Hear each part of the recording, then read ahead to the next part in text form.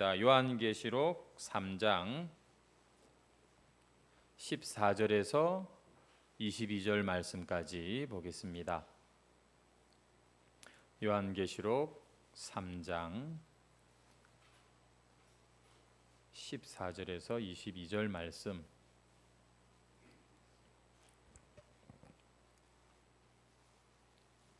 우리 함께 읽을 텐데요. 오늘은 우리가 합독을 하는데 이렇게 좀 나누어서 합독을 했으면 합니다. 우리 여자분들이 한 절 읽으시고 우리 남자분들이 또 그 다음 절 읽으시고 이렇게 한번 읽도록 하겠습니다. 14절 말씀 우리 같이 우리 자매님들 먼저 읽어주시기 바랍니다. 시작.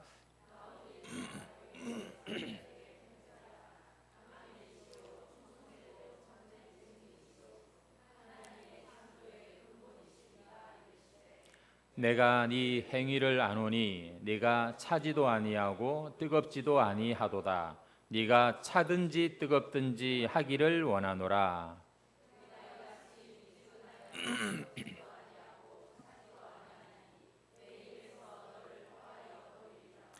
내가 말하기를 나는 부자라 부요하여 부족한 것이 없다 하나 내 곤고한 것과 가련한 것과 가난한 것과 눈먼 것과 벌거벗은 것을 알지 못하는도다.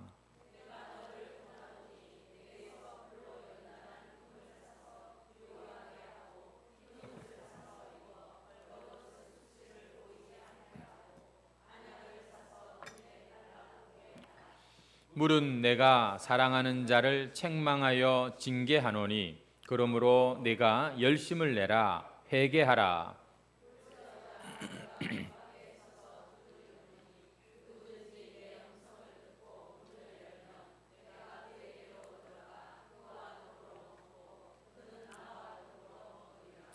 이기는 그에게는 내가 내 보좌에 함께 앉게 하여 주기를 내가 이기고 아버지 보좌에 함께 앉은 것 같이 다 같이 귀 있는 자는 성령이 교회들에게 하시는 말씀을 들을지어다.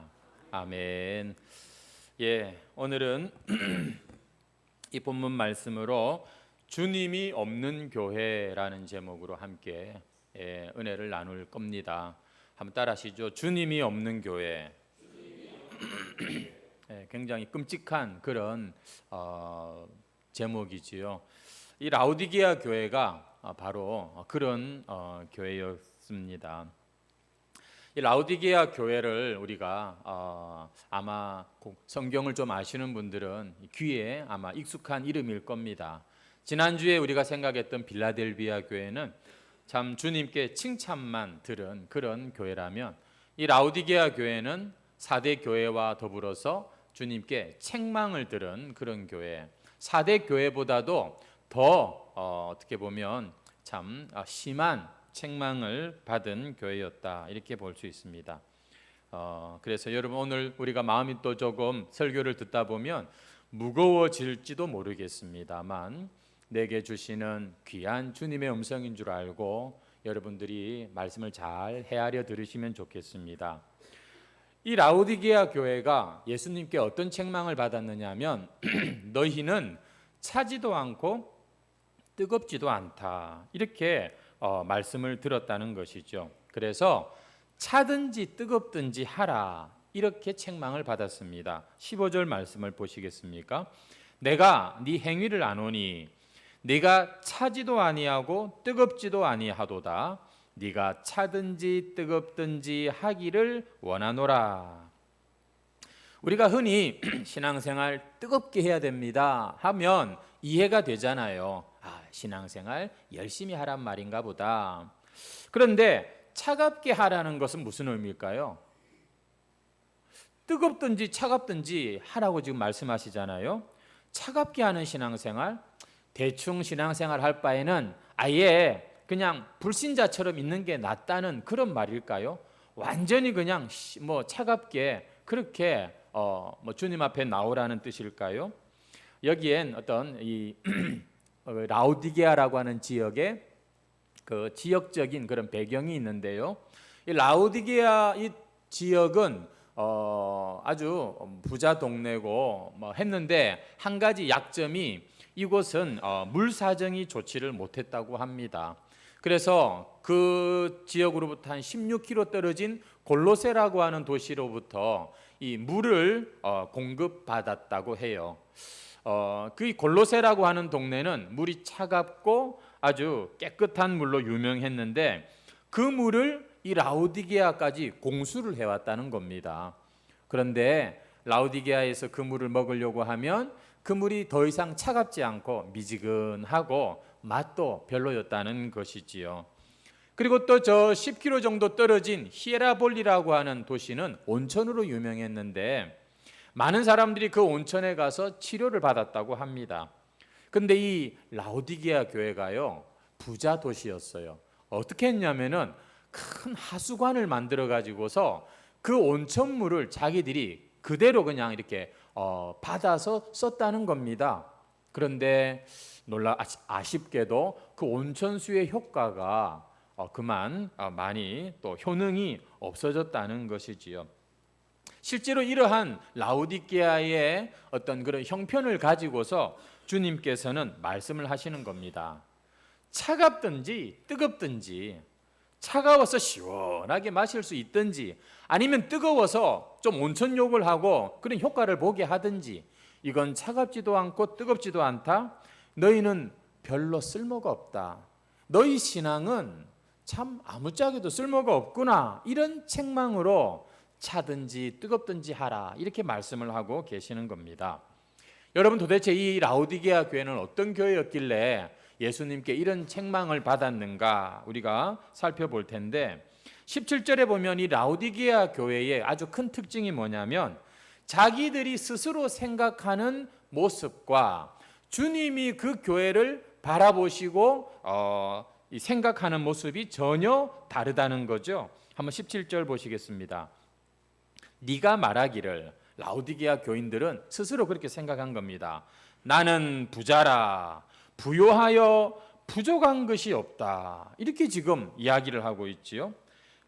자기들은 부요해서 부족한 게 없어. 다 좋아하는 거, 다 좋다는 겁니다. 하지만 주님의 생각이 다르죠. 어떻게 말씀하십니까? 내 곤고한 것과 가련한 것과 가난한 것과 눈먼 것과 벌거벗은 것을 알지 못하는도다. 주님이 보시는 라오디게아 교회는 형편없었다는 거예요.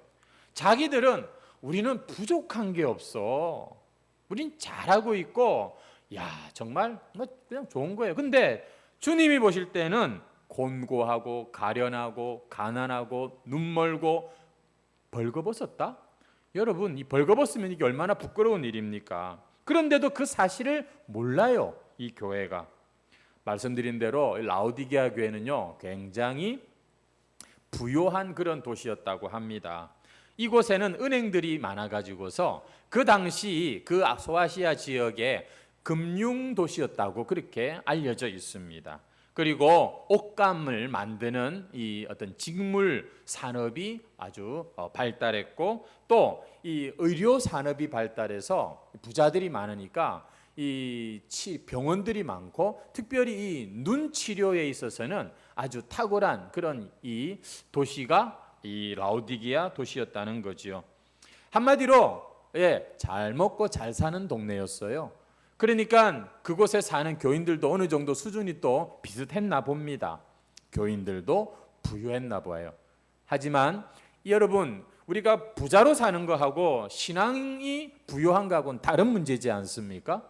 근데 이 라오디게아 교회 교인들은 자기들이 이렇게 부자로 사니까 신앙도 문제가 없다고 생각한 거예요. 자기들이 부족한 게 없다고 생각한 겁니다. 여러분, 성경에 보면은요, 이 롯이 아브라함과 같이 다니다가 어느 날 이제 헤어지는 그런 상황이 생기잖아요. 그래서 소돔이라고 하는 곳으로 그가 이사를 가게 될 때 성경은 이렇게 말하고 있습니다. 창세기 13장 10절 말씀에 보면, 이에 롯이 눈을 들어 요단 지역을 바라본즉 서알까지 온 땅에 물이 넉넉하니 여호와께서 소돔과 고모라를 멸하시기 전이었으므로 여호와의 동산 같고 애굽 땅과 같았더라. 이제 롯이 아브라함이 자기한테 먼저 선택하라고 양보를 하니까 쫙 쳐다보는데 보니까 이 요단 땅이 에덴 동산 같고 여호와의 동산 같고 애굽 땅은 방금 자기들이 갔다 온 동네거든요. 거기서 문제만 없었으면 계속 있고 싶은 그런 선진국, 그 당시 제일 잘 사는 나라였거든요. 근데 요단 들이보니까 애굽 땅과 같고 여호와의 동산처럼 보였어요. 롯이 보기에. 왜냐하면 거기 보니까 물이 넉넉하니. 그러니까 그곳에는 이 물이 넉넉하니까 여기가 제일 좋다 이렇게 생각을 했던 것이죠. 여러분, 이 롯의 이 사고 방식을 알겠습니까? 가치관을 이해하겠습니까? 와, 저기 가면 물도 많고 먹을 것도 많고 여기가 진짜 하나님의 동산이다. 여기가 복받은 곳이다. 이렇게 생각을 한 것이지요. 요즘 말로 하면은 저 사람은 하나님이 참 사랑하시는가 보다. 진짜 하나님께 복도 많이 받았다. 왜? 보니까 자식들도 잘 되고 직장에서 돈도 잘 벌어오고 보니까 좋은 집에 살고 얼마나 좋겠나. 참 천국 같겠다. 이렇게 우리가 생각하는 비슷한 그런 생각을 가지고 소돔 땅을 택합니다. 여러분, 기복신앙이라고 하는 말 들어보셨죠? 말 그대로 복을 비는 신앙인데 이게 잘못된 것이라고 여러분 생각하십니까? 하나님이 만복의 근원이시고 우리에게 복 주시기를 좋아하시는 분이니까 당연히 신앙생활에 여러분 복을 비는 게 당연한 것 아닐까요? 그런데요, 여러분, 이 기복이라고 하는 이게 상당히 우리가 조심해야 될 단어인데 예전에 제가 유명한 어떤 부흥사가 그렇게 말하는 걸 들었거든요. 이 하나님이 얼마나 이 세상의 주인이시고 천지를 창조하신 분인가. 예수를 믿었는데 3년 안에 부자가 안 되는 못 되면 그거 신앙생활 제대로 한 거 아니다. 막 그렇게 얘기를 하시더라고요. 예수만 잘 믿으면 부자가 되는데 왜 자기는 교인들이 가난하게 사는지 이유를 모르겠대요. 여러분, 이 말은 어떻게 들리십니까? 어떤 분은 불끈불끈 막 용기가 솟아오를지도 모르겠습니다. 그래, 예수 한번 잘 믿어서 나도 한번 복 받아보자. 여러분, 알고 보면 이 말이 굉장히 치명적인 말이라는 거 아십니까? 왜냐하면요, 한번 생각해 보세요. 우리가 신앙생활하면 분명 하나님께 복을 받기는 받는데 신앙 때문에 여러분 어떤 사람들은 자신의 것을 오히려 손해를 보아야 되는 그런 때가 오기도 하거든요. 신앙 때문에 자신의 것을 다른 사람들에게 나누어 줘야 되는 이런 상황도 있단 말이죠.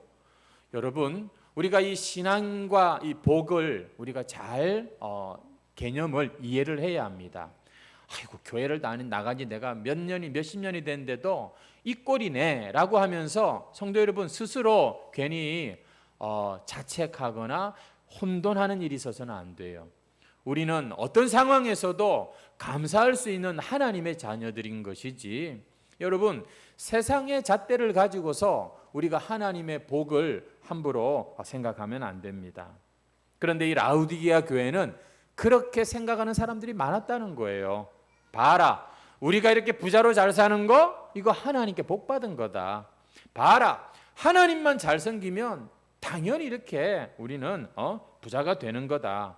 여러분, 이 라우디게아 교회에 대해서 주님의 솔직한 표현이 뭔지 아십니까? 본문에 보니까 내 입에서 너를 토해버리고 싶다 이렇게 말씀하고 있어요.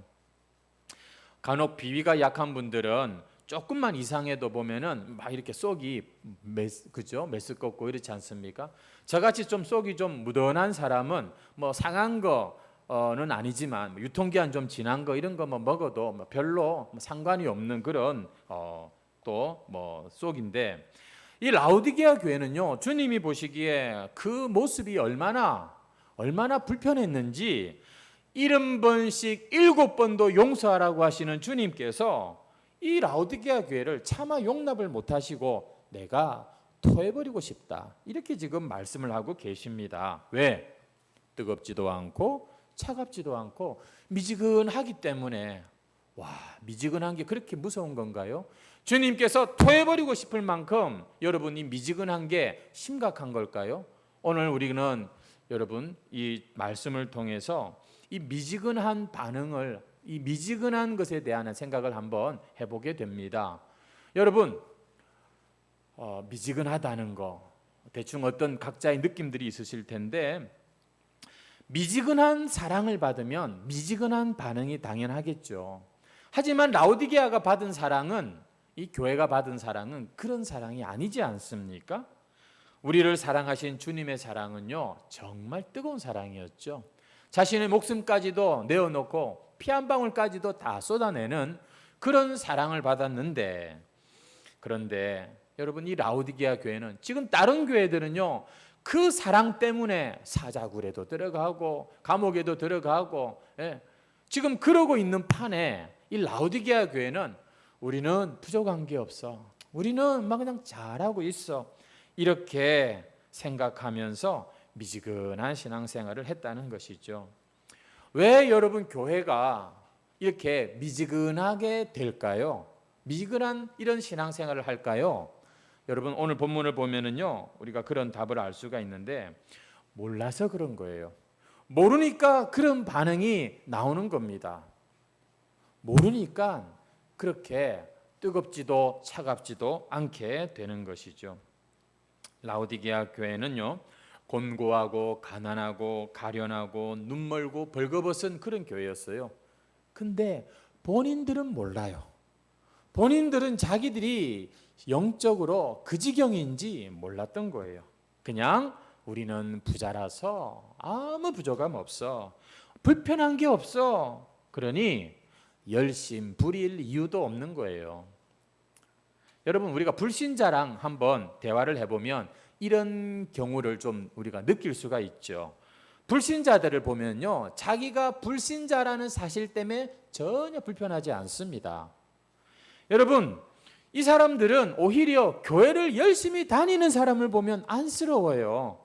아이고 저 바보들, 일요일에 가족들하고 놀러 가지도 못하고 돈이 어디 하늘에서 떨어지나, 걸핏하면 교회에다가 헌금한다고 갖다 바치고, 그 목사의 감언 이설에 속아서 정말 그 인생의 자유를 빼앗긴 그런 여러분 걸로 오히려 불쌍하게 봅니다. 불신자들은, 믿는 자들을요.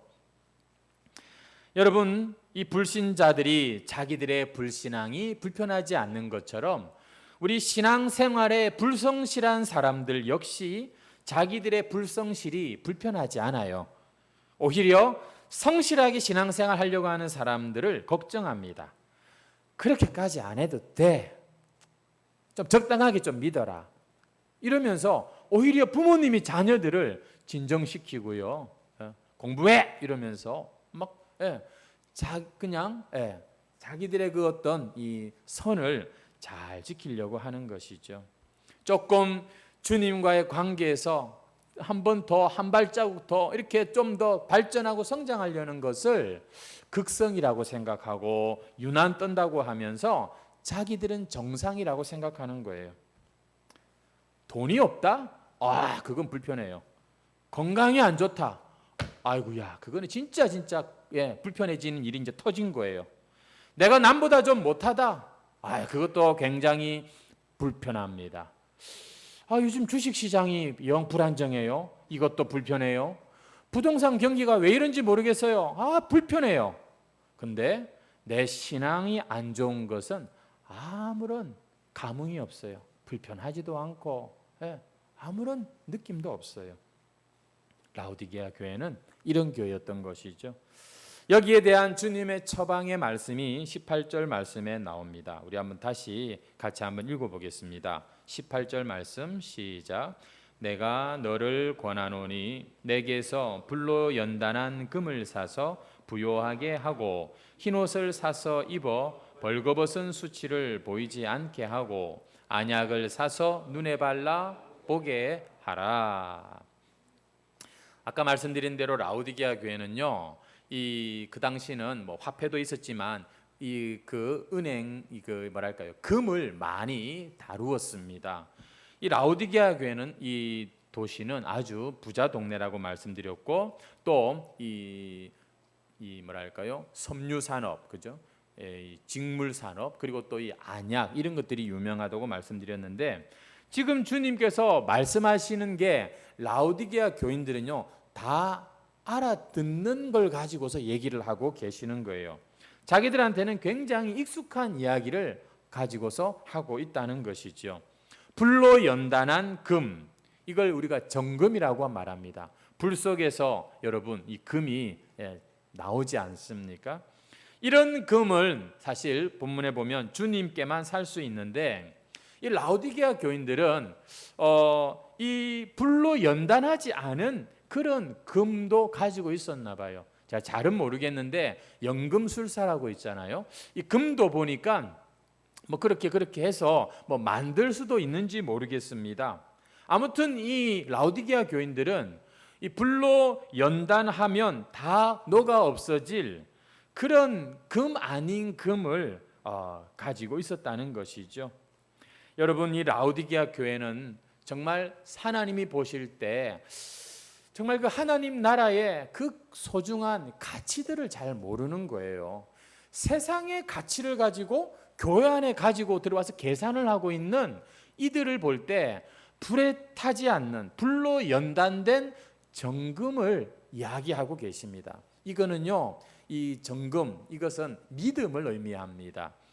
지금 너희들이 가지고 있는 그 가짜 믿음, 세상의 가치관과 이렇게 섞여 있는 그런 믿음 말고 내가 보기에 정말 합당한 그런 믿음을 가지고 나오라고 말씀하고 계시는 것이죠. 그래야 진정한 부자다라고 주님은 말씀하고 계십니다. 그리고는 흰옷을 사서 입어 벌거벗은 수치를 보이지 않게 하라, 이렇게 말씀합니다. 말씀드린 대로 이 라오디게아의 그 의류 산업이 아주 명성이 자자했는데, 주님께서는 그런 세상의 옷이 아니라 거룩으로 가는 흰옷, 주님이 주시는 바로 그 옷단장을 할 것에 대해서 말씀을 하고 계시는 거죠. 육신의 수치만 가리는 옷이 아니라 영적 수치를 가릴 수 있어야 된다, 이런 의미도 되겠습니다. 이 흰옷을 주님께서 라오디게아 교인들에게 원하고 요구하고 계시는 것이죠. 영적 수치가 있다는 거예요. 이 사람들은 사실 그걸 알지도 못하니까 이게 지금 그냥 자기들이 눈에 보기에 좋은 옷만 가지고 서로 자랑하고 그러는 것이죠.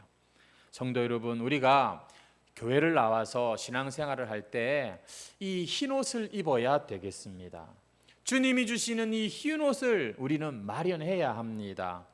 여러분, 우리가 주님 앞에 설 때 그 흰옷 입은 무리들은 주님께 받은 그 옷을 입고 하나님의 보좌 앞에 서는 것을 우리가 볼 수가 있지요. 여러분의 옷은 주님이 보실 때 흰옷입니까? 어떤 집이든 보면 정화조라는 게 있습니다. 다 감추어져 있거든요. 땅에 보통 이렇게 묻어 있고. 하지만 그대로 내버려 두면 안 돼요. 언젠가는 그 뚜껑을 열어서 다 꺼내야 되지 않습니까? 청소해야 됩니다. 뚜껑이 어디 있는지를 찾아야 되고 열어야 되는 것처럼, 여러분, 우리가 신앙생활 하는 것은요, 우리가 이 흰옷을 입는다는 것은 성결을 말하는데, 성도가 깨끗해질 수 있는 길은 두 가지입니다. 하나는 예수님의 보혈로 용서를 받는 것이고, 또 하나는 죄를 안 짓는 것이 아니라 또 지을 수밖에 없는 우리의 죄를 주님 앞에 또 꺼내어 놓고 또 꺼내어 놓는, 이것이 우리가 이 깨끗함을 여러분 지킬 수 있는 길이에요. 주일날 교회 나온 것도 사실은 우리가 주님 앞에 우리의 옷을 빨기 위해 나온 겁니다. 어떻게 하라고요? 드러내야 되는 것이죠. 주님, 내가 이랬습니다 하면서 정직하게 주님 앞에 성령께서 함께 하시겠다고 약속하신 이 자리에서 우리가 꺼내놓는 거예요. 여러분, 이것이 우리가 이 흰옷을 끝까지 지키는 겁니다. 어떤 분들은 교회를 왔는데도 전혀 자신의 이 삶에 대해서 정직하지 않은 분들이 있어요. 그저 남들이 모르면 하나님도 모르시는 줄 알고 자신 안에 있는 것을 꺼내놓지를 않아요. 하나님이 모를 줄 아십니까? 다 알고 계세요. 문제는 그것을 꺼내어 놓느냐 못 내느냐죠. 근데 이게 언제 꺼내어 놓기가 쉽냐면 말씀을 들을 때도 좋지만 더 좋은 때는 언제냐면 주님 앞에서 기도할 때입니다. 주님 앞에서 조용히 내가 혼자 있는 그 시간에 우리는 내 속에 있는 것들을 꺼내놓기가 참 쉬운 것이 되는 거예요. 그러니 한 주간을 보내면서 내가 기도 한 번 안 한다면 그 사람의 영적인 더러움이 얼마나 많을까요? 얼마나 여러분들이 잘 사는지는 모르겠지만 여러분 주님 앞에서 눈물 한 방울 안 흘릴 정도로 떳떳하고 정말 깨끗하게 살고 계십니까? 그렇지 않다면 왜 그 옷을 빨지 않습니까? 흰 옷을 여러분 왜 만들지 않느냐고요. 우스갯소리로 그런 말이 있습니다. 20대에는 화장을 한대요. 30대에는 치장을 합니다. 40대에는 분장을 한다죠. 50대가 되면 변장을 한답니다. 60대가 되면 뭘 하는지 아세요? 이래도 안 되고 저래도 안 되니까 환장한답니다. 여러분, 우리의 육신은 그렇잖아요. 예.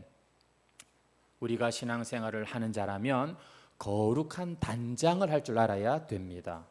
그건 다른 게 아닙니다. 이렇게 주일날 예배를 나왔지만 주님 앞에서 정신을 차리고 내 영적인 상태를 보면서 우리는 예배에 참여해야 되는 것이지, 이 세상에 가득한 그런 정보와 그런 지금 뉴스와 그런 생각에 여러분 이 자리를 허비해서는 안 되는 것이에요. 그리고 주님께서는 안약이라고 하는 것을 말씀하시면서 그걸 사서 눈에 발라 좀 봐라 이렇게 말씀하고 계시죠.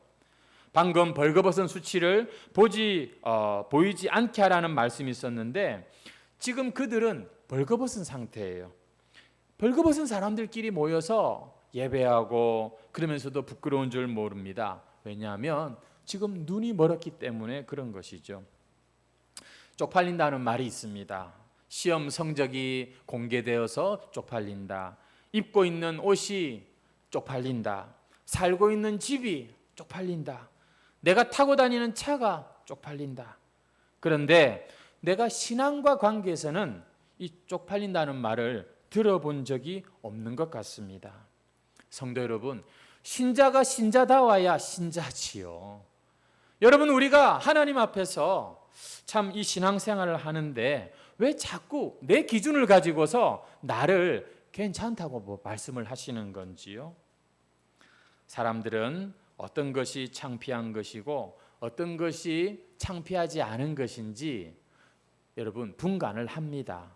하지만 이 영적인 부분은 분간을 잘 못하죠. 왜냐하면 그런 영적 눈이 감겨 있기 때문입니다. 하지만 성도가 그래서는 되겠습니까? 그랬다간 주님의 이 말씀을 오늘 우리가 듣게 되는 거지요. 내가 너를 토하여 버리겠다. 우리 주님께서 이 교회를 향하여서 이렇게 무서운 책망을 하시는데 여러분 우리 한번 19절 말씀을 보면은 이렇게 또 말씀하세요. 물은 내가 사랑하는 자를 책망하여 징계하노니 그러므로 네가 열심을 내라 회개하라. 저는 거기서 문득 들어오는 말씀이 사랑하는 자를 지금 하나 주님께서 책망하고 징계하신다는 말씀이에요. 여러분 이 라오디게아 교회는요 정말 형편없는 교회거든요. 7교회 중에 단 한마디 칭찬을 들어보지 못한 교회입니다. 살았다 하나 죽었다고 책망받았던 4대 교회도요 몇 사람이 흰옷 입은 사람이 있었다고 주님이 인정하시는 대목이 나와요. 근데 라오디게아 교회는요 정말 그런 말씀이 하나도 없어요. 욕먹어도 할 말이 없는 교회인데 주님께 버림을 참 받지 않으면 그나마 다행인데 오늘 이 교회를 향하여 주님이 뭐라고 말씀하십니까? 내가 사랑하는 자를 징계한다, 책망한다 이렇게 말씀하십니다. 이런 교회지만 잘라내 버리는 것이 아니라 당신의 말대로 토해버리는 것이 아니라 지금 그래도 찾아와서 열심을 촉구하시고 회개를 촉구하고 계시는 거예요. 어떻게 열심을 낼 수 있습니까? 여러분 이 교회에 주님이 말씀하셨던 거 따라합시다. 불로 연단한 금,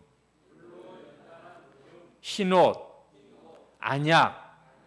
사실 이것들이 다 어떻게 보면 회개하는 모습이긴 한데 여러분 이것들을 준비하라는 것이지요. 중요한 것은 여러분 18절 말씀에 다시 한번 가보시면 거기 아주 중요한 열쇠가 하나 있습니다. 여러분 이것들을 어떻게 내가 불로 연단한 금과 흰옷과 안약을 내가 얻을 수 있는지 여러분 18절을 다시 보십시오. 내가 너를 권하노니 내게선 불로 연단한 금을 사라 나오고 있죠. 여러분 지금 이런 것들을 우리가 어디서 받을 수가 있느냐 하면 주님에게서 이것들을 우리가 얻을 수가 있는 겁니다. 주님께로부터 우리가 이것을 사야 되는 거라고 말씀하고 있는 거예요. 결국 그렇습니다. 라오디게아 이 교회의 문제는 뭐냐면 오늘 제목처럼 주님과 관계없이 자기들끼리 신앙생활하고 있는 이게 라오디게아의 문제였어요. 주님이 주신 것이 아니라 세상에서 얻은 것을 가지고서 만족하고 있는 것이 라오디게아 교회의 문제였어요. 그래서 20절 말씀에 그 유명한 말씀이 나오지요. 같이 읽겠습니다. 시작. 볼지어다 내가 문 밖에 서서 두드리노니 누구든지 내 음성을 듣고 문을 열면 내가 그에게로 들어가 그와 더불어 먹고 그는 나와 더불어. 여러분 이 말씀 주로 전도할 때 사용하지 않습니까? 전도지에 그죠? 기록되는 말씀이죠. 주님이 지금 문 밖에 두드리고 계시니 얼른 문을 열고 주님을 영접하세요. 이런 말씀 아닙니까? 그런데 이 알고 보니 이 말씀이 불신자들한테 하는 말씀이 아니라 라오디게아 교회 교인들에게 하시는 말씀이었어요.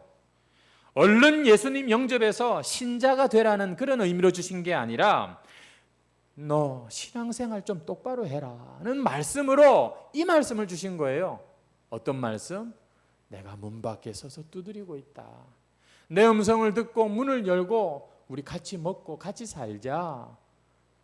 야, 이 라오디게아 교회는요, 주님의 교회인데 주님이 없었어요. 아직 주님이 그들 안에 들어가시지를 못한 거예요. 군대에서 초코파이 때문에 막 세례도 받고 막 교회 가니까 막 예쁜 아가씨 때문에 막 그냥 교회 그냥 출석도 했고 또 교회 가니까 뭐 좋은 것도 있고 뭐 사업하고 뭐 이렇게 하려면은 교회도 한번 다녀봐야 되겠다. 이런저런 이유로 우리가 다 교회를 나왔는데 그만 그러면서 세월이 지나가 버리다 보니까 내가 단 한 번 주님을 진심으로 내가 영접하고 그 주님에 대한 진지한 그런 이 대화를 나눠보지 못했어요. 알고 보니 예수를 몰라요. 아이고야, 직분까지 받았는데도 예수를 몰라요. 이런 교회가 라오디게아 교회였어요. 그래서 주님이 뭐라고요? 내가 네 문 밖에서 두드리고 있다. 넌 아직도 나를 받아들이지 않는구나. 넌 정말 나 없이도 잘 사네. 여러분 이게 신앙일까요? 주님 없이도 교회가 운영이 될 수 있을까요? 주님이 없이도 우리가 여러분 기독교인으로 살아갈 수 있을까요? 라오디게아 교회가 뭔가 문제가 굉장히 많나 보다 생각했는데 알고 보니 그 문제의 핵심은 딴 게 아니었어요. 그들은 주님이 없었어요. 그래서 그러고 보니 14절 처음에 라오디게아 교회에 주님께서 당신을 소개하실 때 이렇게 말씀하시죠. 아멘이시요 충성되고 참된 증인이시요 하나님의 창조의 근본이신 주님이라고 소개하고 있죠. 우리가 앞에서 이 주님이 어떻게 소개되는가가 그 교회의 문제와 굉장히 아주 밀접한 관련이 있는 것을 보았는데 지금 이 주님의 소개를 뒤집어 보면은 라오디게아 교회가 어떤 상태인지를 우리가 알 수 있는 주님의 소개입니다. 아멘이라고 하는 뜻이 뭡니까?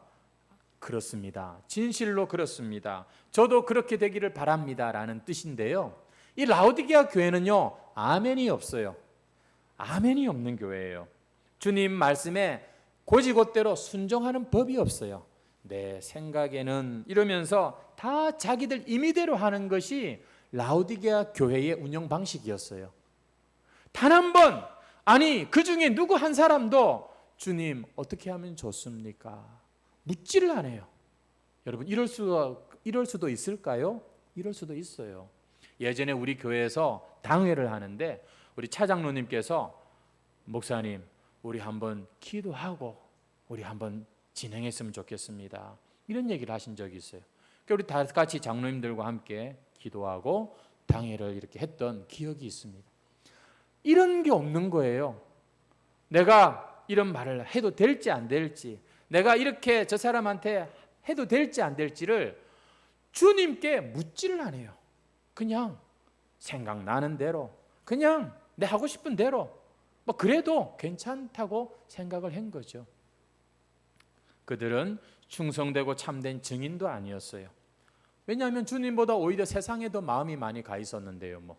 주님은 그들의 마음에 없었어요.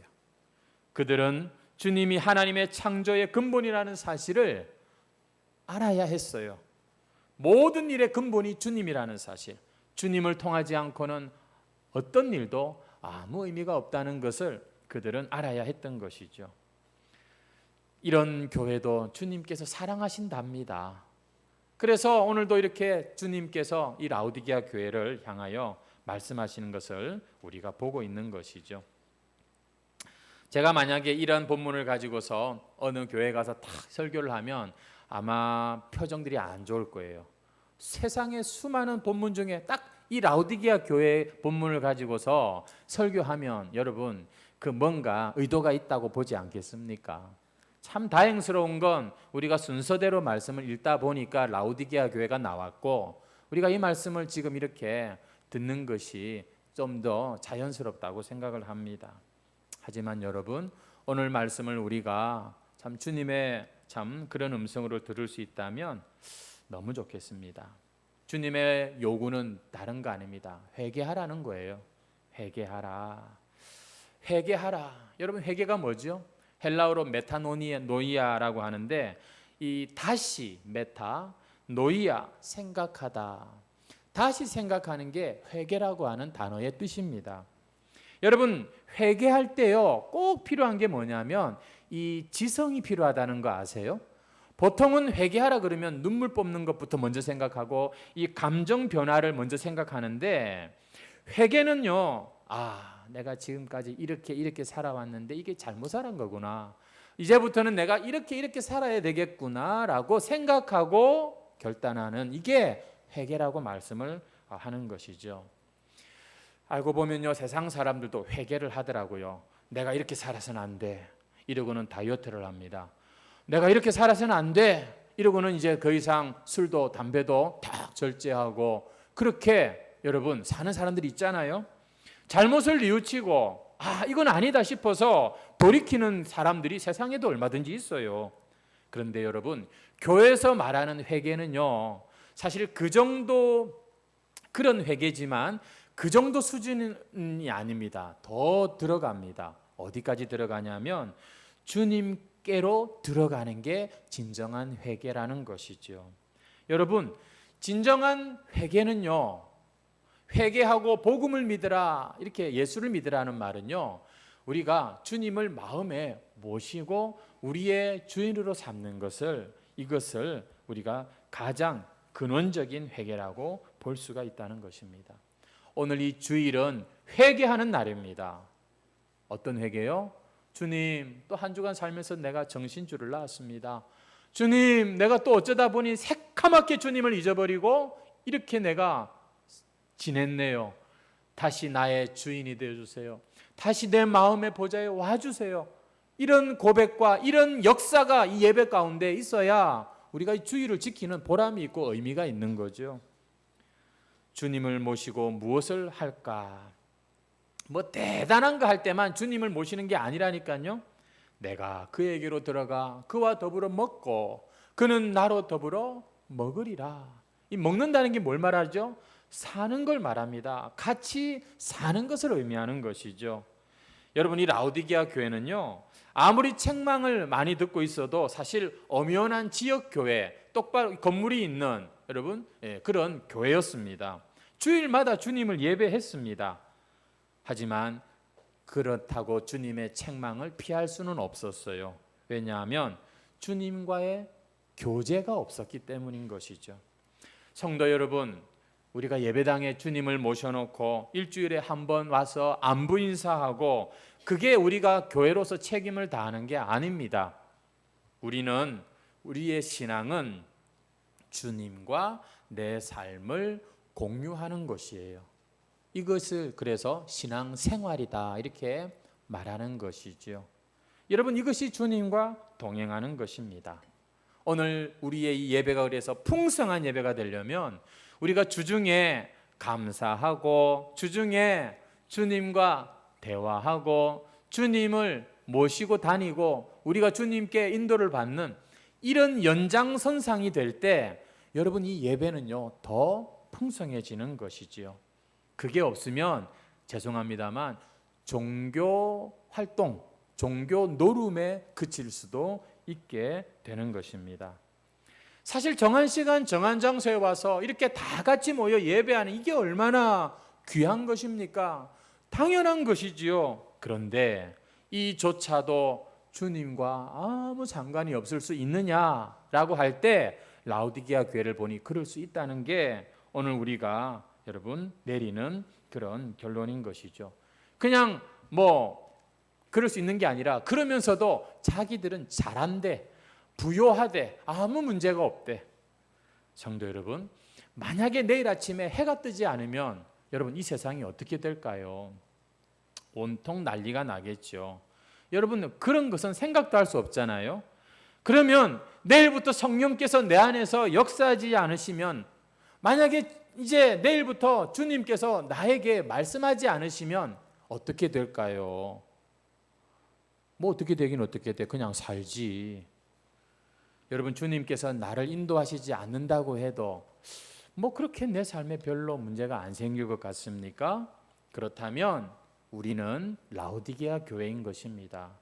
교회는 주님이 없으면 놀래야 되고 주님이 없으면 안타까워야 되고 그래야 되는 거예요.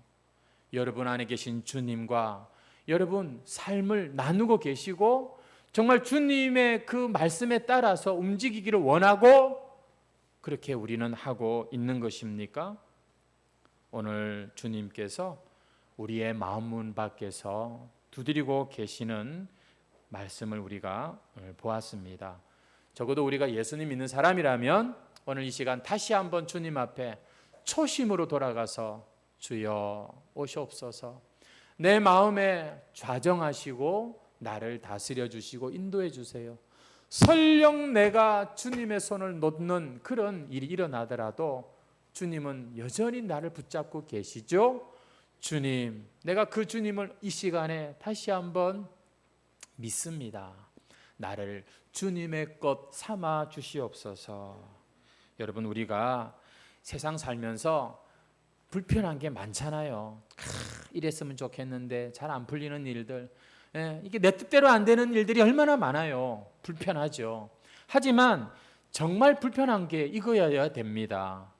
주님이 나에게 말씀하시지도 않고 내가 주님과 이런 한마디 대화도 안 나누면서도 아무 문제가 없는, 여러분 그래서는 안 돼요. 이게 불편함이 되어야 되는 것이죠.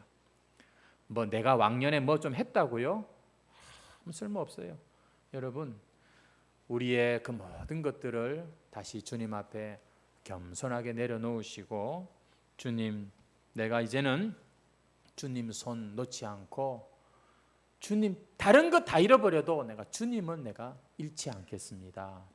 그것이 오늘 우리에게 주시는 주님의 요구라고 생각합니다. 한번 오른손을 한번 다 들어보실래요? 주먹을 한번 딱 들어보십시오. 이게 왜 주먹인지 아십니까? 내가 지금 주님 손을 꽉 붙잡은 것입니다. 자, 잘 내리십시오. 내 지갑에 돈은 없어도, 내가 갑자기 건강해지고 몸짱이 된 건 아니지만 지금 내 손에 주님의 손이 지금 같이 있습니다. 이거 하나만 갖고도 우리가 제대로 정금 같은 믿음으로 믿으면 여러분 우리의 삶에 얼마나 엄청난 변화가 있는지요. 주님은 살아계십니다. 우리와 함께 하십니다. 주님과 동행하시고 멋지게 사는 저와 여러분 되시기를 주의 이름으로 축원합니다. 찬송가 우리 162장 드리겠습니다.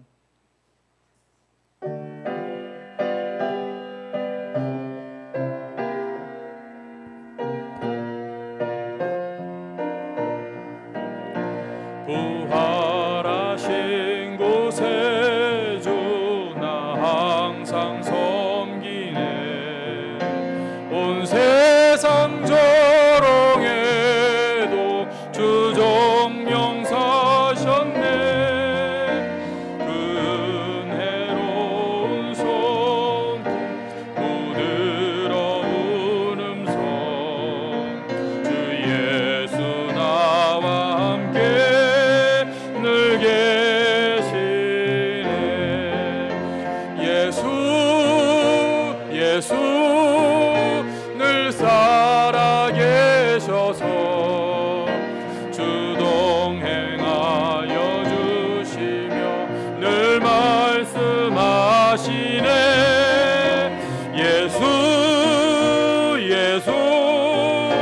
내 구세주 예수 내 맘에 살아계시네. 늘 살아계시네. 온 세상 살펴보니 주 사랑 알겠네. 내 맘이 아플 때도 주 사랑 알겠네.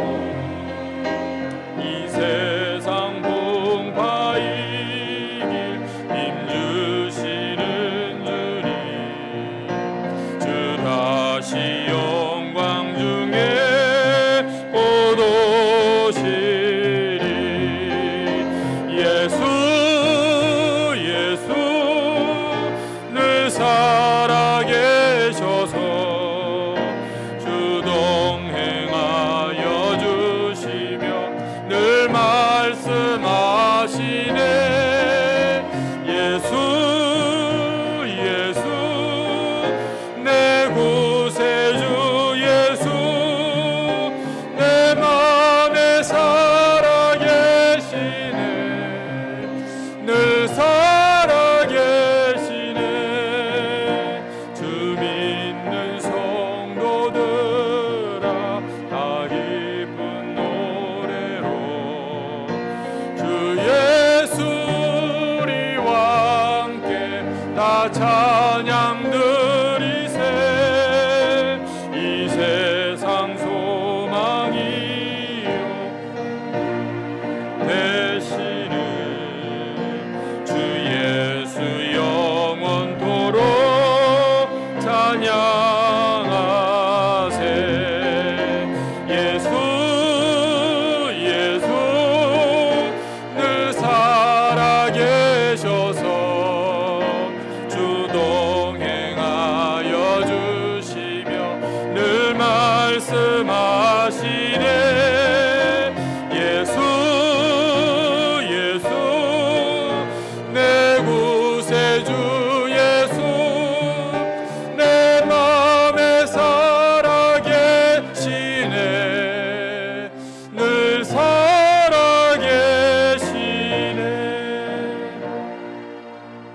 아멘. 할렐루야. 우리 주님 지금도 살아계신 줄 믿습니다.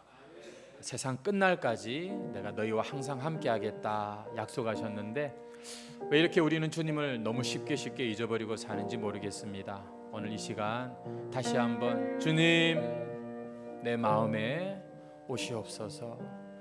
나의 이 보잘것없는 인생을 주님 받아주시고 이끌어 주시옵소서. 주님만이 나의 인생의 길이요 진리요 생명이십니다. 주님 없이 내가 무엇을 내가 자랑할 수 있겠습니까?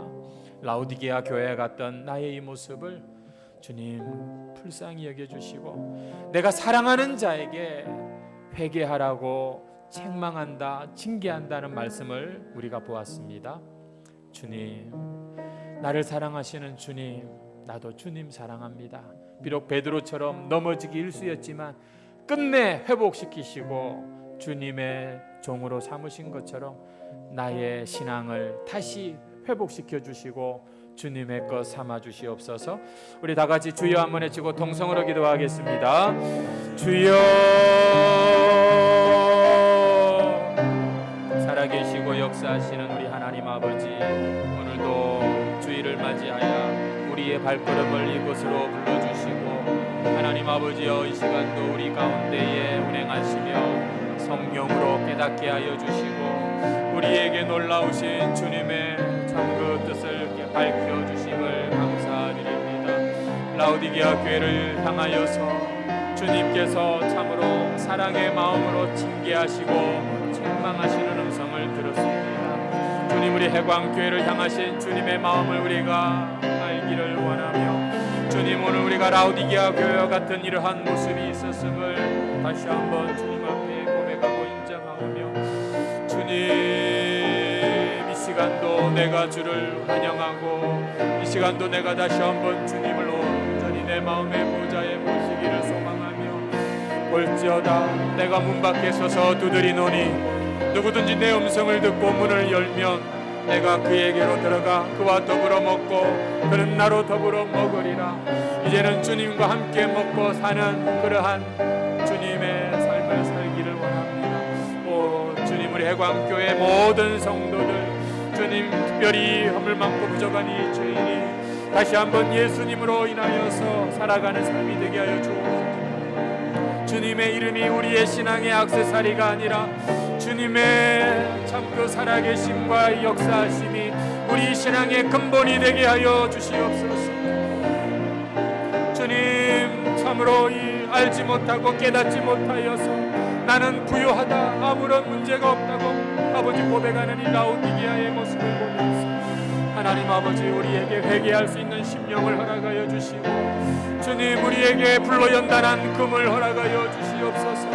주님, 우리가 다시 한번 주님 앞에 흰옷을 입고 나아가는 자들이 되게 하여 주시고 아버지, 우리 눈에 안약을 발라서 주님, 우리가 참으로 보지 못하던 것들을 보고 하나님, 우리의 부끄러움을 스스로 깨달아 알게 하시고 주님을 찾고 주님의 그 귀한 은혜를 누리는 자들이 될 수 있도록 주님 은혜 베풀어 주시기를 소망합니다. 오늘도 이곳에 이 자리에 다시 한번 주님의 손을 꽉 붙잡는 자가 있다면, 주님의 그 손을 다시 한번 믿음으로 붙잡는 자가 있다면 주님 그 심령을 주님의 피로 덮어주시고 주님의 성령으로 충만하게 하시고 새롭게 하여 주시고 강건케 하여 주시고 회복시켜 주시옵소서. 세상 끝날까지 우리와 함께 하시겠다고 약속하신 주님, 오늘 라오디게아 교회에 향한 말씀을 보면서 다시 한번 우리와 함께하고 계시는 주님에 대해서 생각하였습니다. 자기들 스스로 아무 문제가 없고 부유하다고 생각했지만 주님, 실상은 곤고하고 가련하고 가난하고 눈멀고 벌거벗은 이 교회, 영적인 축복이 뭔지를 모르는 이 교회를 주님께서는 토해버리시겠다고 말씀하시면서도 열심을 내라, 회개하라, 사랑의 책망을 하시는 것을 보았습니다. 주여, 이 교회의 희망은 오직 참된 믿음과 참된 회개와 참된 영안을 주시는 주님, 주님과 함께 사는 것, 그것이 바로 교회의 희망인 것을 우리가 확인했습니다. 그동안 우리가 얼마나 일을 잘했냐 못했냐가 아니라 얼마나 우리가 주님과 함께 했냐 그렇지 못했냐를 오늘 돌아볼 때에 주님 앞에 회개합니다. 주님 없이도 우리는 너무 쉽게 우리의 인생의 길을 참 걸어왔던 자들입니다. 주님 없이도 불편한 게 없이 잘 지내는 우리는 어쩌면 주님과 상관없는 그러한 모습인지 모르겠습니다. 오 주여, 예수 없는 예수교, 기독교가 말이 안 되는데 우리는 왜 예수님 없이도 이렇게 잘 사는지요? 아무 문제가 없다고 생각하는지요? 주님, 오늘 이 시간 처음 주님을 만났을 때에 참 그 때를 생각하며 주님 앞에 우리의 마음을 열어드립니다. 주님 오셔서 우리의 이 마음과 나의 이 몸과 나의 인생을 받아 주시옵소서. 주님, 내 삶을 다스려 주시기를 간절히 소원합니다. 어디를 가든지 무엇을 하든지 주님과 이제는 함께 사는 그러한 자가 되기를 소망합니다. 오늘 우리 눈을 열어 주시사 주님을 보게 하여 주옵소서. 살아계시고 우리 눈에 보이지 아니하시지만 지금도 우리 곁에 계신 주님을 성령이여 우리가 깨닫게 하시고 보게 하여 주옵소서. 이 믿음의 눈을 떠서 우리가 이제는 사람들과도 만나고 우리에게 주어진 일도 하는 그런 주님의 것이 되게 해 주시옵소서. 특별히 주님 우리 해광교회를 오늘까지 지켜주시고 인도해 주신 것 감사합니다. 이 예배가 항상 주님 앞에 흰옷을 입는 예배가 되게 해 주시옵소서. 그리스도의 보혈로 정결하게 하시고 진리와 성령으로 충만하여서 세상으로 파송되는 자리가 되게 해 주시옵소서. 주님, 영혼이 구원을 얻고 더 많은 영혼이 안전하게 보호를 받는 그런 해광교회가 되기를 소원합니다. 이곳에 우리 자녀들이 다니엘처럼 참 이 세상 가운데 선한 영향력을 가지는 그런 말세의 참 두 증인과 같은 그런 교회가 되기를 소원합니다. 주여, 아무 문제 없다고 스스로 착각에 빠지지 말게 하시고 은혜의 빛, 복음의 빛을 비추는 이 사명을 끝까지 감당하는 우리 교회가 되게 해 주시옵소서. 이 일에 누구든지 헌신하고 수고하고 다시 한번 자신의 심장을 주님께 드리는 자마다 주여 다시 한번 성령으로 새롭게 하시고 주님의 충성된 종들로 세워 주시옵소서. 교회를 돌아보고 수고하는 우리 사랑하는 성도들 기억하여 주시고 힘들고 어렵지만 이 믿음을 그래도 지키려고 몸부림치고 애쓰며 믿는 자답게 살려고 참 다짐하는 우리 성도들 주님 기억하여 주시고 오늘도 주일을 성수하고 귀한 예물 구별하여 드리는 손길들 기억하여 주시고 하나님 저들의 사업과 직장과 가정에 하늘의 평강과 이 땅의 모든 필요를 신실하게 채우시는 주님을 경험하는 역사가 있게 해 주시옵소서. 오늘 이후에 또 교구별로 모이는 야외 예배 가운데에도 주님이 그 자리에 함께 계시고 영광 받으시는 모임들이 되게 해 주시옵소서. 예수님의 이름으로 기도하옵나이다. 아멘. 우리 주 예수 그리스도의 은혜와 우리 하나님 아버지 그 크신 사랑과 우리 성령님의 교통하시고 충만하시고 항상 함께 하심이 이 세상 다하도록 나와 함께 계시는 주님과 함께 먹고 함께 일하고 함께 살기를 소원하고 다짐하고 연습하는 모든 성도들 머리 위에 영원토록 함께 있을지어다. 아멘.